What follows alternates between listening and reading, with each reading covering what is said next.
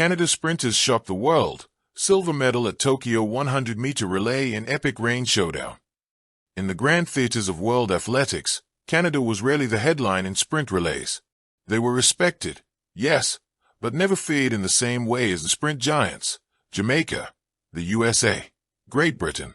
Whenever the 4x100-meter relay lineup appeared, pundits spoke of Bolt, Lyles, Fraser-Price, Richardson, not of Canadians. But Tokyo 2025 changed everything. On a rain-slick track, under stormy skies, Team Canada lined up against the world's fastest. What followed was not just a race. It was a battle of heart, grit, and destiny. And when the final baton crossed the line, silver medals gleamed around Canadian necks, shining brighter than gold in the eyes of a nation, preparing for the storm. The signs were there in training camp. Canada's sprint relay squad, Andre DeGrasse, Aaron Brown, Jerome Blake, and Brendan Rodney, had quietly been working in near-total silence. Overshadowed by the American height machine and Jamaica's eternal sprint legacy, they kept their heads down. Coach Glenroy Gilbert, himself a 1996 Olympic relay champion, drilled them in exchanges until it became muscle memory. "Gentlemen, medals are won in the handoffs, not just the sprints," he reminded them. On the eve of the final, the skies opened. Tokyo's rain poured like judgment.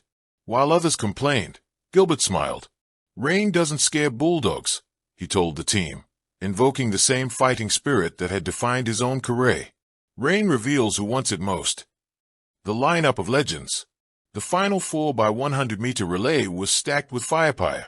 USA, led by Noah Lyles, Fred Curley, and Christian Coleman. Jamaica, Oblique Seville, Akeem Blake, and the young rising stars carrying the bold torch. Great Britain, Jarnell Hughes anchoring, always dangerous.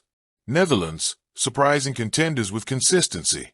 Canada, the outsiders, the forgotten ones. As the teams were introduced, the stadium crowd roared in thunderous applause. Canada's names were met with polite cheers, but no one expected miracles. That made the storm to come even sweeter. The race begins, first leg. The rain drummed on the track, the baton slippery, the crowd tense. Bang! The gun fired. Aaron Brown, Canada's starter, exploded from the blocks. Smooth, powerful, focused. On the backstretch, he kept stride with Jamaica's opener, refusing to give ground. The Americans surged slightly ahead, but Brown held firm. The baton exchange, perfect. Clean. Canada was in the race. The backstretch battle, second leg. Brendan Rodney took the baton and unleashed raw power. Known as Canada's silent engine, Rodney thundered down the back straight, muscles straining against the storm. Rain pelted his face, but he never blinked. He held his lane, pressing against Britain and the Netherlands, refusing to let them creep ahead. The crowd gasped. The Canadians were right there, step for step, with the favorites. The baton handoff, smooth as silk. The curve of destiny, third leg. Jerome Blake, Canada's secret weapon, attacked the curve like a man possessed.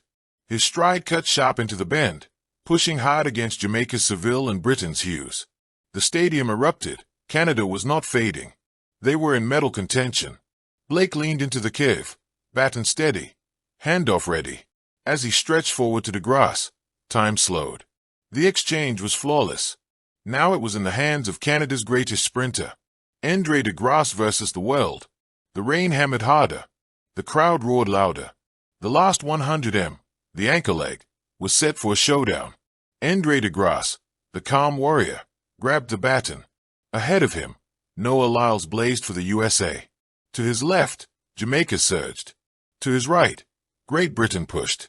DeGrasse's face was expressionless, his stride machine-like. Every raindrop glistened under the floodlights as he powered forward.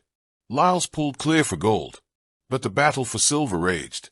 Jamaica and Britain strained, but DeGrasse found another gear. He lifted, knees high, arms snapping. With 10m to go, he surged, chest out, slicing the finish line. Silver. Canada, silver. The scoreboard confirmed it. Canada had stunned the world.